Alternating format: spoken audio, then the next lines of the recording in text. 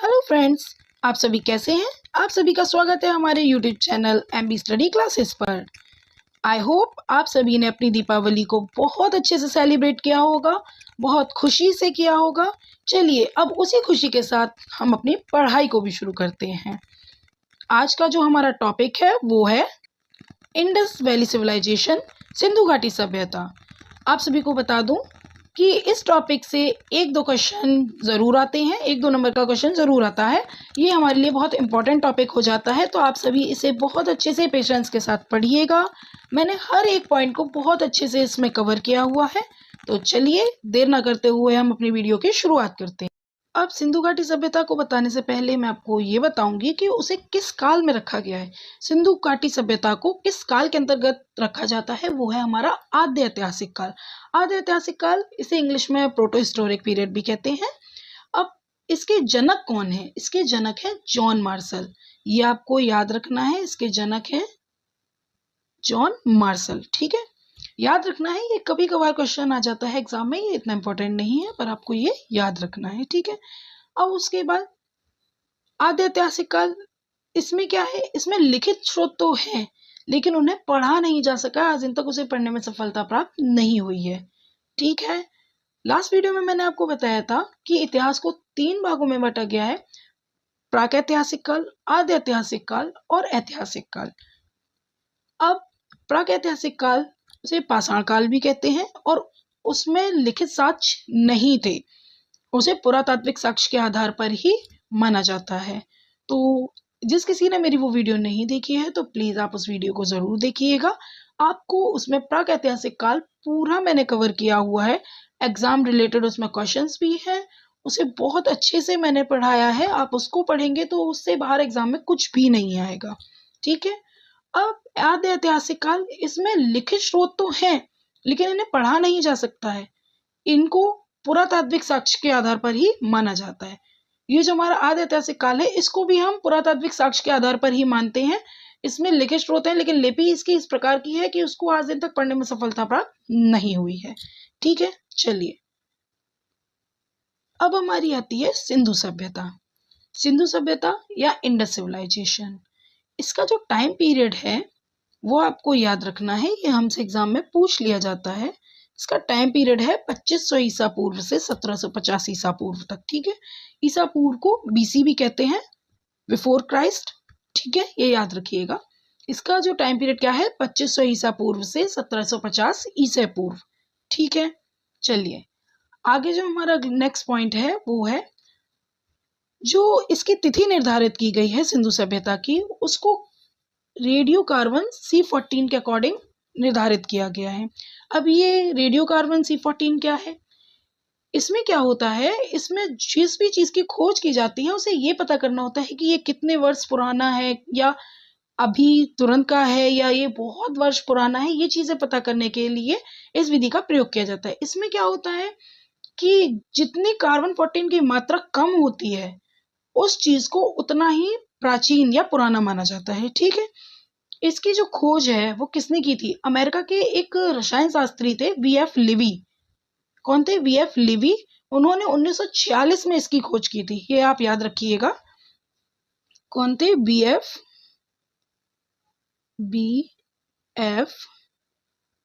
Libby. इन्होंने radio carbon C14 की खोज की थी, ये आप याद रखिएगा।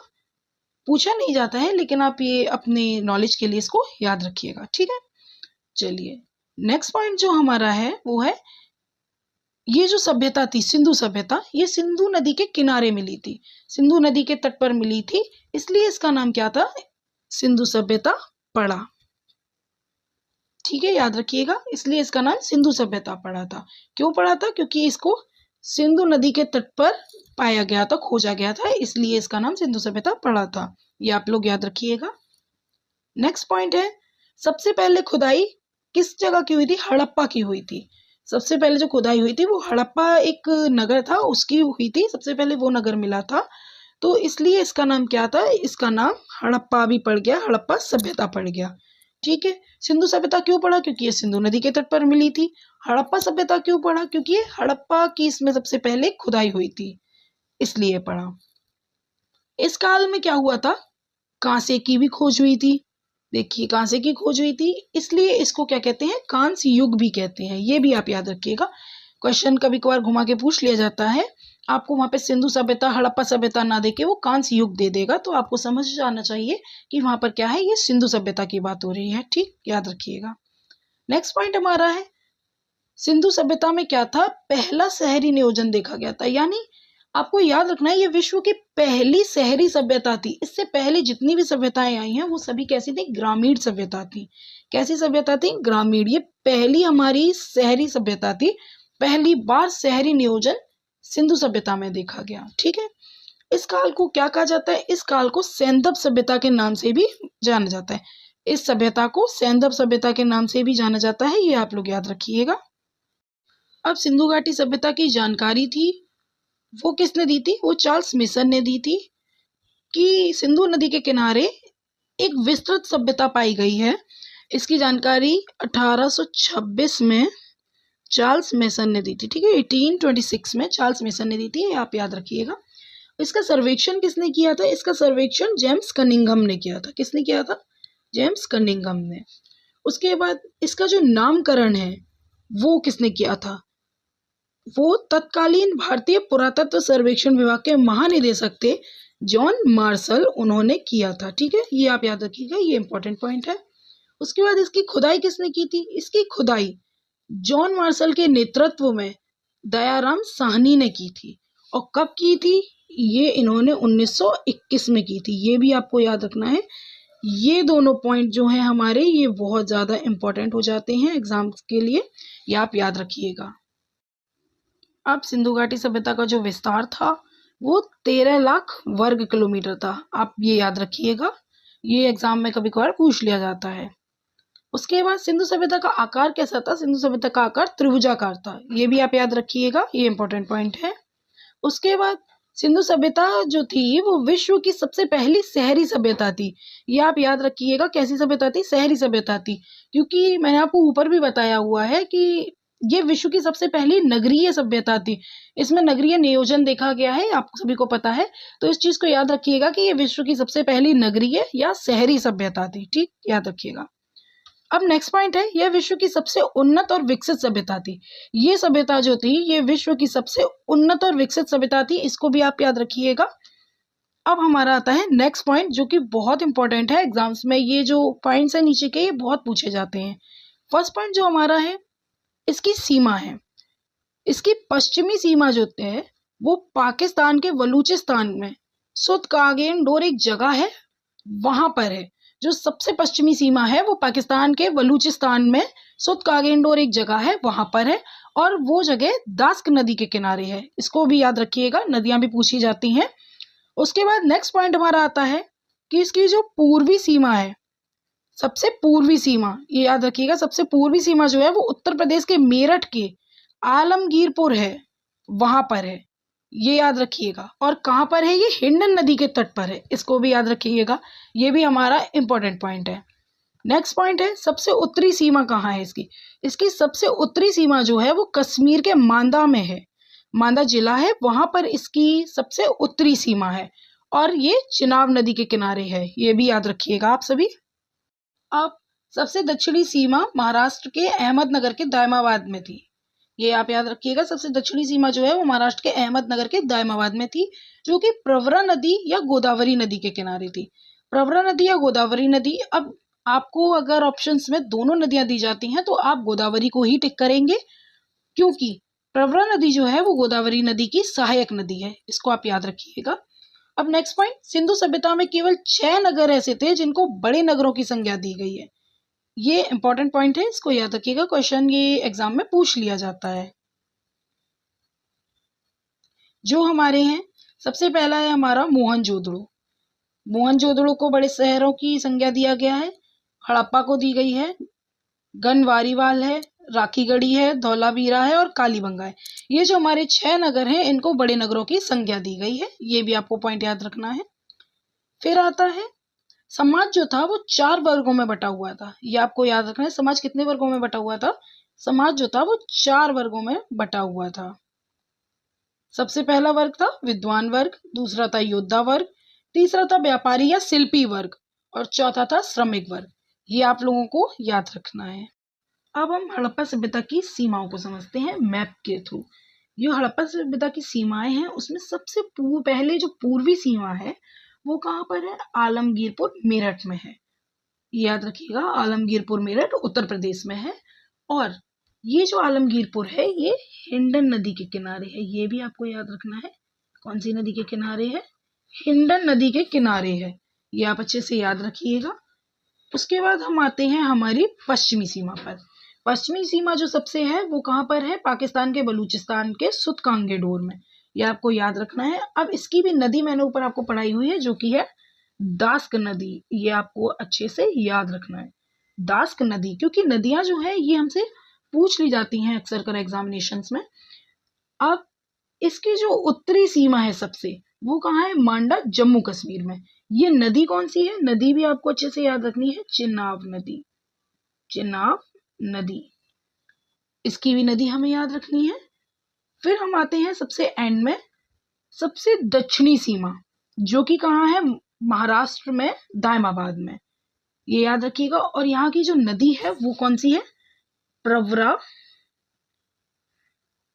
या गोदावरी। याद रखिएगा, या गोदावरी। मैंने आपको ऊपर भी बताया था, गोदावरी या प्रवरा।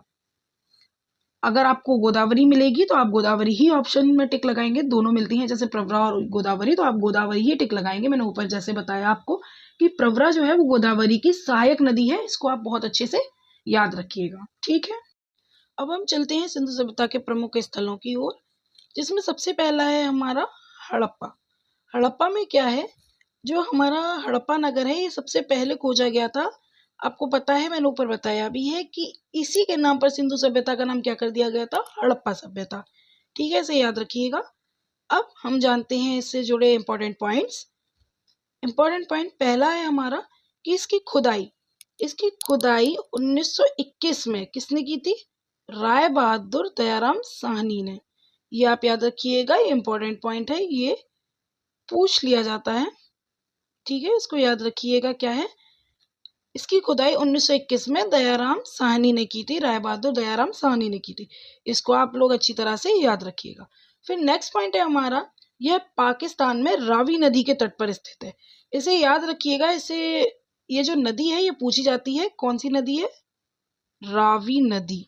इसको आप लोग याद रखिएगा। हड़प्पा जो है वो रावी नदी के तट पर स्थित है। इसको आप बहुत अच्छे से याद रखिएगा। फिर हमें हर जगह से कहीं ना कहीं से कुछ ना कुछ वस्तुएं प्राप्त हुई हैं, तो हम जानेंगे हड़प्पा से हमें कौन कौन सी वस्तुएं प्राप्त हुई हैं। सबसे पहले क्या मिला है? कुम्हार की चाक मिली है। कुम्हार की चाक आप जानते ही हैं, जिसपे कुम्हार अपने घड़े वगैरह बनाते हैं, सुराही बनाते हैं, उसको कुम्हार की चाक कहते हैं। फिर हमें क्या मिला है? अन्नागार मिला है, जिसमें अन्न को स्टोर किया जाता था। श्रमिक आवास मिला है, जहाँ श्रमिक रहा करते थे। मातृ देवी की मूर्ति मिली है हमें। लकड़ी की ओखली मिली है। लकड़ी के ताबूत मिले हैं। RH-37 कब्रिस्तान मिला है।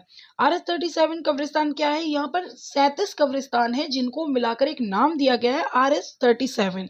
इसको आप याद रखिएगा। यहाँ से हमें हाथी के कपाल मिलते हैं, स्वास्तिक चिन्ह मिलते हैं। मैंने आपको सभी इंपॉर्टेंट जितनी भी यहाँ से मिली वस्तुएं सब बता दी हैं। इनमें जो सबसे ज्यादा इंपॉर्टेंट है, सबसे पहले है वो अन्नागार, फिर है श्रमिक आवास, माता देवी की मूर्ति, फिर RH-37 कब्रिस्तान और स्वास्तिक चिन्ह। ये 5 हमारे मोस्ट इंपॉर्टेंट हैं, इनको आप विशेषकर याद रखिएगा। अब चलते हैं नेक्स्ट नगर की ओर। ये है हमारा मोहनजोदड़ो। अब जो दूसरा नगर है वो है हमारा मोहनजोदड़ो। ये इसकी खुदाई जो थी, इसकी खुदाई सन 1922 ईस्वी में राखलदास बनर्जी ने की थी। ये आप याद रखिएगा, किसने की थी? राखलदास बनर्जी ने इसकी खुदाई की थी। अब ये जो है ये कहाँ पर स्थित है? ये पाकिस्तान के लरकाना जिला है, वहां पर सिंधु नदी के तट पर स्थित है। कहाँ स्थित है? सिंधु। ये आप याद रखिएगा, किस नदी के तट पर है? सिंधु नदी के तट पर स्थित है। यह हमसे पूछा जाता है कि हड़प्पा किस नदी के किनारे है, मोहनजोदड़ो किस नदी के किनारे है, या आगे और आएंगे वो किस नदी के किनारे हैं, ये पूछ लिए जाते हैं हमसे, तो आप इसको याद रखिएगा। इसको क्या कहते हैं? इसको सिंधु सभ्यता का सबसे बड़ा गलीचा या शहर भी कहा जाता है, ये याद रखिएगा। इसे किसे मोहनजोदड़ो को मृतकों का टीला भी कहा जाता है, क्योंकि यहाँ पर मृतकों के जो शव थे उनसे बना हुआ बहुत ही विशाल टीला पाया गया था, तो इसलिए इसको मृतकों का टीला भी कहते हैं। इसे आप याद रखिएगा। फिर आता है यहाँ से मिली वस्तुएं, जैसे हमें हड़प्पा से मिली है उसी प्रकार मोहनजोदड़ो से भी मिली है। यहाँ से हमें क्या क्या मिला है चलिए देखते हैं। यहाँ से हमें सूती वस्त्र मिले हैं, सभागार मिला है जहाँ सभाएं हुआ करती थी, पुरोहित आवास, जैसे वहां श्रमिक आवास मिला है हड़प्पा में, वैसे ही यहाँ पुरोहित आवास मिला है। और मोहनजोदड़ो में घरों में कुएं मिले हैं, विशाल स्नानागार मिला है, यहाँ से भी हमें अन्नागार प्राप्त हुआ है। लेकिन एक बात यहाँ पर याद रखिएगा कि ये सिंधु सभ्यता का सबसे बड़ा भवन या इमारत थी, इससे बड़ी इमारत कोई नहीं थी। मोहनजोदड़ो का अन्नागार था, ये सबसे बड़ा भवन या इमारत थी, इसको आप अच्छे से याद रखिएगा। फिर आती है यहाँ की सड़कें सबसे चौड़ी थी, यहाँ की सबसे चौड़ी सड़कें थी 10 मीटर की चौड़ी थी, यहाँ की सड़कें 10 मीटर चौड़ी, ठीक है, आप याद रखिएगा। फिर यहाँ से क्या मिला है? पशुपति शिव की मूर्ति मिली है, जिसमें पशुपति शिव के चारों ओर हाथी, गैंडा, चीता और भैंसा विराजमान है। यहाँ से शेर के कोई भी प्रमाण नहीं मिले हैं। फिर मोहनजोदड़ो में कांसे की नर्तकी मिली है, तांबे के ढेर मिले हैं और यज्ञ की प्रतीक मिले हैं। यहाँ से यज्ञ हुआ करते थे, इसके प्रतीक मिले हैं, ठीक है, अब आप इसको याद रखिएगा। नेक्स्ट हमारा है चनगुदड़ो, इसे भी याद रखिएगा। नेक्स्ट हमारा क्या है? अब नेक्स्ट आता है हमारा चनगुदड़ो। चनगुदड़ो जो हमारा है ये, इसकी खुदाई जो है सन 1931 ईस्वी में किसने की है? गोपाल मजूमदार ने। इसको याद रखिएगा, किसने की है? गोपाल मजूमदार ने, ठीक है। फिर आता है हमारा कि ये कहाँ पर स्थित है? ये पाकिस्तान में सिंधु नदी के तट पर स्थित है, इसको याद रखिएगा। फिर ये एकमात्र शहर है जो दुर्ग रहित है। दुर्ग रहित का मतलब होता है कि इसके आसपास नगर में जहाँ रहते थे वहाँ पर कोई किलेबंदी नहीं है, कहीं से भी इसके आसपास नगर में दीवारें नहीं बनाई गई हैं, ये खुला हुआ है। इसको व्यापार की दृष्टि से खोला गया था, तभी ये क्या है? एक औद्योगिक शहर है, इसको याद रखिएगा। चनगुदड़ो से व्यापार होता था, जिसकी वजह से इसको दुर्ग रहित रखा गया था। फिर इससे जुड़ी इंपॉर्टेंट वस्तुएं आ जाती हैं। इसमें क्या क्या मिला है? इसमें हमें अलंकृत ईंटें मिली हैं, सुई मिली है, गुड़िया मिली है, मनका मिला है, मेकअप सामग्रियां मिली हैं, लिपस्टिक मिली है, और एंड में हमें मिला है बिल्ली का पीछा करता हुआ कुत्ता, उसके हमें पंजों के निशान मिले हैं कुत्ते और बिल्ली के, ठीक है, याद रखिएगा। इसमें जितना भी है महिलाओं से संबंधित सामग्रियां ज्यादा मिली हैं, महिलाओं के मेकअप से संबंधित सामग्रियां मिली हैं, लेकिन इसमें चूड़ियां नहीं मिली हैं, इसको आपको याद रखना है। इसमें चूड़ियों से संबंधित कोई जानकारी चनगुदड़ो से नहीं मिली है। नेक्स्ट अब देखते हैं। नेक्स्ट है हमारा रोपड़। रोपड़ जो है ये नेक्स्ट शहर है हमारा, नेक्स्ट नगर, शहर कुछ भी कह सकते हैं। इसकी खुदाई जो है सन 1953 ईस्वी में यज्ञदत्त शर्मा ने की थी। किसने की थी? 1953 ईस्वी में यज्ञदत्त शर्मा ने इसकी खुदाई की थी, ये आपको याद रखना है। ये कहाँ पर है? ये पंजाब में सतलज नदी के किनारे स्थित है, इसको भी आपको याद रखना है। कहाँ पर है ये? सतलज नदी के किनारे स्थित है, इसको याद रखिएगा। यहाँ पर क्या है? मानव के साथ उसके पालतू जानवरों के शवों को दफनाने की भी जानकारी प्राप्त होती है। मानव के साथ क्या होता था? उसके पालतू जानवरों के सबको भी दफनाया जाता था। इस प्रकार की जानकारी रोपड़ से हमें प्राप्त हुई है। ऐसा ही हमें देखिएगा, सब जो इस प्रकार के सब जो थे मानव के साथ दफनाए जाते थे, वो नवपाषाण काल में जम्मू कश्मीर के वोरझोम से भी मिले हैं, इसको भी याद रखना है आपको। ये इसमें इंपॉर्टेंट पॉइंट हो जाता है, इसको आप याद रखिएगा। नेक्स्ट नगर जो है हमारा वो है लोथल। अब इसकी खुदाई कब हुई थी? इसकी खुदाई सन 1954 ईस्वी में किसने की थी? रंगनाथ राव ने। इसकी खुदाई सन 1954 ईस्वी में किसने की थी? रंगनाथ राव ने, ये याद रखिएगा। अब ये कहाँ पर स्थित है? ये गुजरात में भोगवा नदी के किनारे स्थित है। लोथल जो है वो गुजरात में भोगवा नदी के किनारे स्थित है, इस चीज को आप याद रखिएगा। ये सिंधु सभ्यता का एक बंदरगाह स्थल है, ये भी याद रखिएगा। ये लोथल जो था वो सिंधु सभ्यता का बंदरगाह था। यहाँ से गोदीवाड़ा मिला है। गोदीवाड़ा का मतलब होता है बंदरगाह, इसको याद रखिएगा। ये एकमात्र ऐसा शहर था जिसके घरों के दरवाजे सड़कों की ओर खुलते थे। व्यापार की दृष्टिकोण से, क्योंकि ये बंदरगाह था तो यहाँ पर व्यापार होता था, तो इसके दृष्टिकोण से इसके जो दरवाजे थे वो सड़कों की ओर खोले जाते थे, और बाकी जितने भी शहर थे सबके जो दरवाजे थे घरों के वो अंदर की ओर खोले जाते थे, वो अंदर बनते थे, वो सड़कों पे ना बना करके अंदर की ओर बनाए जाते थे। फिर जो आता है, यहाँ से हमें तराजू और बाट भी मिले हैं। जब व्यापार होगा तो तराजू बाट भी मिलेंगे, और जिसकी माप होती थी 16 किलोग्राम। इसको आप याद रखिएगा, माप कितनी होती थी? 16 किलोग्राम इसकी माप हुआ करती थी बाट की। और यहाँ से क्या हुआ है, फारस की मोहरें भी मिली हैं। फारस की मोहर मिली हैं जो कि ये बताती हैं कि यहाँ पे विदेश से व्यापार हुआ करता था, ये आप याद रखिएगा। अब लास्ट पॉइंट जो है लोथल का, वो यहाँ पर युगल समाधान मिला है जो सती प्रथा का प्रतीक है। युगल समाधान मतलब जोड़े में सब मिले हैं लोथल से, जोड़े में सब मिले हैं जो कि सती प्रथा का प्रतीक है।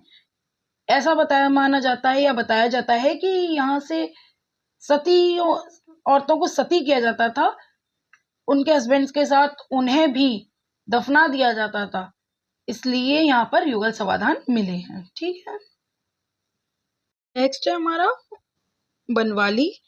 बनवाली जो है ये भी सिंधु सभ्यता का एक नगर है। इसकी खुदाई सन 1974 ईस्वी में रविंद्र सिंह ने की थी। कब की थी? 1974 ईस्वी में रविंद्र सिंह ने इसकी खुदाई की थी, ये याद रखिएगा आप। उसके बाद ये कहाँ पर है? ये हरियाणा में रंगोई नदी के किनारे है, इसे याद रखिएगा। कहाँ पर है ये? हरियाणा में रंगोई नदी के किनारे स्थित है। अब बनवाली की सड़कें कैसी थी? यहाँ की सड़कें जो थी वो टेढ़ी मेढ़ी थी, सीधी ना होकर टेढ़ी मेढ़ी इस तरह की सड़कें थी, ये सीधी नहीं गई थी। ठीक है, इसको याद रखिएगा। फिर यहाँ पर क्या है? यहाँ पर मिट्टी से बने हलों के साक्ष्य मिले हैं। जो हल थे वो मिट्टी से बने हुए थे, ये याद रखिएगा। यहाँ के उनके हमें साक्ष्य मिले हैं। फिर आता है यहाँ पर क्या था? यहाँ पर जल निकासी की व्यवस्था नहीं थी। यहाँ जल निकासी की व्यवस्था नहीं थी, जिस कारण घरों से सोख्ता मिला है। सोख्ता यानी कि जिसमें पानी को सोखा जाता था, इस प्रकार की चीजें मिली हैं घरों से। यहाँ पर जल निकासी की अच्छी व्यवस्था नहीं थी। ठीक है, इसको याद रखिएगा।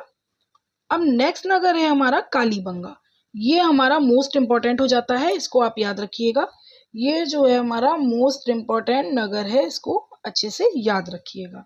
इसकी खुदाई सर्वप्रथम 1952 में किसने की थी? अमलानंद घोष ने की थी, ये याद रखिएगा। इसकी खुदाई 1952 में अमलानंद घोष ने की थी, ये याद रखना है केवल आपको। ठीक है, जो एग्जाम के लिए महत्वपूर्ण है वो है हमारा, इसकी सर्वमान्य जो खुदाई की थी वो किसने की थी? बीके थापड़ और बीबी लाल ने, ये आपको याद रखना है। ये मोस्ट इंपॉर्टेंट पॉइंट है, इसको आप याद रखिएगा। ये एग्जाम में पूछा जाता है कि कालीबंगा की जो खुदाई है वो किसने की थी? बीके थापड़ और बीबी लाल, आप इसको याद रखिएगा। आपसे इसकी डेट नहीं पूछी जाती है, फिर भी मैंने यहाँ पर मेंशन की हुई है। 1961 से 1969 के बीच में इसकी खुदाई की गई थी। ठीक है, आप इसको याद रखिएगा। फिर आता है हमारा, इसको क्या और कहा जाता था? कालीबंगा को काली मिट्टी की चूड़ी कहा जाता था। ठीक है, ये याद रखिएगा, काली मिट्टी की चूड़ी कहा जाता था कालीबंगा को, क्योंकि यहाँ से हमें चूड़ियों के साक्ष्य प्राप्त हुए हैं, इसलिए।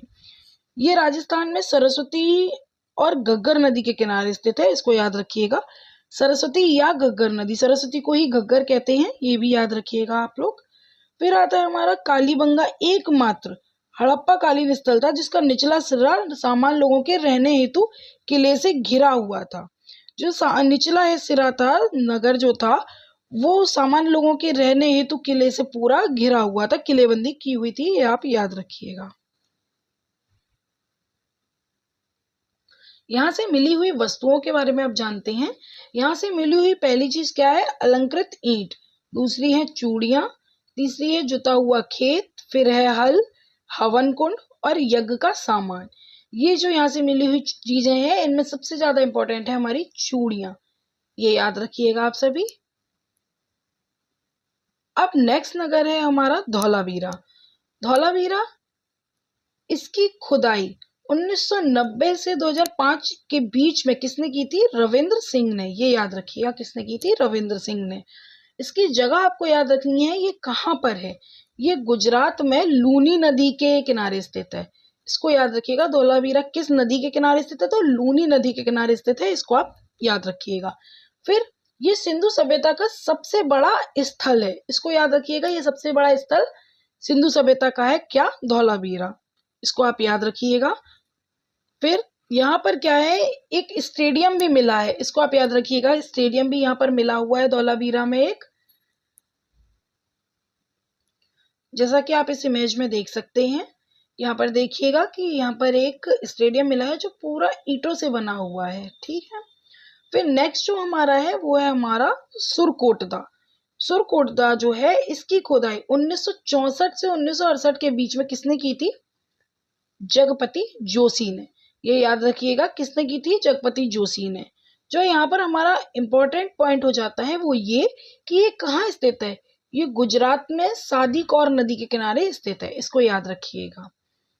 फिर जो मोस्ट इंपॉर्टेंट पॉइंट है इसका वो ये है कि यहाँ से हमें क्या मिला है? यहाँ से हमें कलश समाधान मिले हैं। ये हमारा मोस्ट इंपॉर्टेंट पॉइंट है, इसको याद रखिएगा। ये पूछा जाता है कि कलश समाधान कहाँ से मिले हैं? सुरकोटदा से। कलश समाधान यानी कि कलश के अंदर सब मिले हैं, कंकाल मिले हैं। अब कलश ये नहीं कि छोटा सा था, वो काफी बड़े थे इंसानों को रखने के लिए, मृत शरीरों को रखने के लिए कलश बहुत बड़े बड़े थे, उसमें समाधान मिले हुए हैं, ठीक है, याद रखिएगा इसको। फिर आता है हमारा यहाँ पर घोड़े की हड्डियां भी मिली हैं। सुरकोटदा से घोड़े की हड्डियां मिली हैं, ये भी हमारा इंपॉर्टेंट पॉइंट हो जाता है, इसको भी आप याद रखिएगा। ओके। फिर लास्ट नगर जो हमारा है वो है रंगपुर, इसको याद रखिएगा। लास्ट जो नगर है वो क्या है? हमारा रंगपुर। इसकी खुदाई 1957 से 1958 के बीच में किसने की थी? रंगनाथ राव ने। ये भी याद रखिएगा, रंगपुर की खोज किसने की थी? रंगनाथ राव ने। फिर आता है हमारा, ये कहाँ पर स्थित है? तो ये गुजरात में सुखभादर नदी के किनारे स्थित है, इसको याद रखिएगा। कहाँ पर स्थित है? गुजरात में सुखभादर नदी के किनारे स्थित है। अब इससे जो हमारा इंपॉर्टेंट पॉइंट है वो ये है कि यहाँ से धान की भूसी मिली है, इसको याद रखिएगा। धान की भूसी कहाँ से मिली है? रंगपुर से। अब हमारे सारे नगर हुए समाप्त। अब चलते हैं कुछ महत्वपूर्ण तथ्यों की ओर। पहला हमारा पॉइंट है वो क्या है? सिंधु सभ्यता का सबसे बड़ा स्थल जो है वो क्या है? धौलावीरा, इसको याद रखिएगा। सबसे बड़ा स्थल क्या है? धौलावीरा है, ये इंपॉर्टेंट है, तो इसको अच्छे से याद रखिएगा। और सबसे बड़ा शहर क्या है? वो है मोहनजोदड़ो। सबसे बड़ा शहर मोहनजोदड़ो है और सबसे बड़ा स्थल जो है वो धौलावीरा है, ये आपको याद रखना है। और भारत में सबसे बड़ा राखीगढ़ी हरियाणा में है। भारत में सबसे बड़ा स्थल क्या है? राखीगढ़ी हरियाणा में, ठीक है, इसको याद रखिएगा। फिर हमारा आता है हड़प्पा और मोहनजोदड़ो को सिंधु सभ्यता की जुड़वा राजधानी कहा गया, और किसने कहा है? ये हमें पिगट ने कहा है। हड़प्पा और मोहनजोदड़ो को सिंधु सभ्यता की जुड़वा राजधानी पिगट ने कहा है, ये इसको आप याद रखिएगा। ये जितने भी पॉइंट्स मैं आपको करा रही हूँ ये इंपॉर्टेंट पॉइंट्स हैं, ठीक है, इसको याद रखिएगा। नेक्स्ट पॉइंट है हमारा, सिंधु सभ्यता एक नगरीय या शहरीय सभ्यता है। ये मैं आपको कई बार बता चुकी हूँ ऊपर, तो इसको आप याद रखिएगा। फिर सिंधु सभ्यता के सबसे ज्यादा जो शहर हैं वो गुजरात में मिले हैं, इसको आप अच्छे से याद रखना। सिंधु सभ्यता के जो शहर हैं वो सबसे ज्यादा गुजरात में खोजे गए हैं। उसके बाद नेक्स्ट पॉइंट है हमारा, यहाँ की सड़कें जो थी वो एक दूसरे को समकोण पर काटती थी। कैसे काटती थी? समकोण पर, इसको याद रखिएगा। सिंधु सभ्यता के लोग नगरों और घरों के विन्यास के लिए ग्रिड पद्धति अपनाते थे। कैसी पद्धति अपनाते थे? ग्रिड पद्धति। ये क्वेश्चन पूछ लिया जाता है तो आप इसको याद रखिएगा। नेक्स्ट है हमारा, यहाँ की अर्थव्यवस्था का जो मुख्य आधार था वो क्या था? कृषि था। यहाँ की जो अर्थव्यवस्था था उसका मुख्य आधार क्या था? कृषि था, इसको आप याद रखिएगा। यहाँ के जो दरवाजे थे वो सड़क की ओर नहीं खुलते थे। ये मैं आपको ऊपर बता चुकी हूँ कि लोथल के अलावा और किसी भी जगह के दरवाजे तो वो सड़क पर नहीं खोला करते थे, वो अंदर की ओर खोला करते थे। घरों में अंदर बनाए जाते थे, सड़कों से अंदर की तरफ। और लोथल के जो दरवाजे थे वो सड़कों की तरफ बनाए जाते थे और सड़कों की तरफ ही वो खुलते थे, इसको याद रखिएगा। फिर नेक्स्ट पॉइंट आता है, सिंधु सभ्यता के लोग जो थे वो मिठास के लिए शहद का प्रयोग करते थे। चीनी वगैरह उस टाइम ऐसा कुछ होता नहीं था, वो शहद का प्रयोग करते थे, इसको भी आप याद रखिएगा। फिर आता है रंगपुर और लोथल। यहाँ से हमें सबसे पहले चावल के दानों के साक्ष्य मिलते हैं। कहाँ से मिलते हैं? रंगपुर और लोथल से चावल के दानों के साक्ष्य मिलते हैं, जिससे पता चलता है कि यहाँ धान की खेती भी हुआ करती थी। इस बात को आप याद रखिएगा। इससे यह पता चलता है कि धान की खेती भी यहाँ हुआ करती थी। सिंधु सभ्यता के जो लोग थे वो लोहे से परिचित नहीं थे। ठीक है, जैसा कि आप सभी को पता है कि हमारा जो पाषाण काल था उसमें तांबे की खोज हो गई थी। उसके बाद हमारी जो ये सिंधु सभ्यता है इसमें कांसे की खोज हो गई थी, जिस कारण इसको कांस्य युग कहा जाता था। लेकिन यहाँ के लोग जो थे वो लोहे से परिचित नहीं थे, इसको आप लोग याद रखिएगा। फिर नेक्स्ट पॉइंट हमारा आता है, सिंधु सभ्यता के लोग जो मिट्टी के बर्तन बनाते थे वो लाल रंग के बनाते थे। किस रंग के बनाते थे? लाल रंग के, इसको याद रखिएगा। अब नेक्स्ट पॉइंट है हमारा कि हड़प्पा और मोहनजोदड़ो में पक्की ईंटों से घरों का निर्माण होता था। पक्की ईंटें जो थी उस टाइम पर बनने लगी थी, उससे ही ये लोग घरों का निर्माण करते थे, इसको याद रखिएगा। फिर हमारा नेक्स्ट पॉइंट आता है, सैंदव सभ्यता के लोग कपास के प्रथम उत्पादक थे। सबसे पहले जो कपास की खेती की गई थी वो सिंधु सभ्यता में ही की गई थी, जिसके कारण यूनानी जो थे वो कपास को सिंडन कहा करते थे, जिसका अर्थ होता था सैंदव वासियों की उपज। इसको याद रखिएगा। यूनानियों ने कपास का नाम क्या रखा था? सिंडन रखा था, जिसका अर्थ था सैंदव वासियों की उपज। ये हमारे लिए थोड़ा इंपॉर्टेंट है, इसको याद रखिएगा। हड़प्पा में शवों को दफनाया जाता था। मैंने आपको बताया था हड़प्पा नगर में शवों को दफनाया जाता था, तभी वहां पर हमें RS-37 कब्रिस्तान मिला है, हमें लकड़ी का ताबूत मिला है, आपको बताया था मैंने ऊपर। और मोहनजोदड़ो में शवों को जलाया जाता था। मोहनजोदड़ो जो था वहां पर शवों को जलाने की प्रथा थी और हड़प्पा में शवों को दफनाने की प्रथा थी। ये आप लोग याद रखिएगा, ये इंपॉर्टेंट है। सिंधु सभ्यता जो था वो कैसा समाज था? वहां का मातृसत्तात्मक था।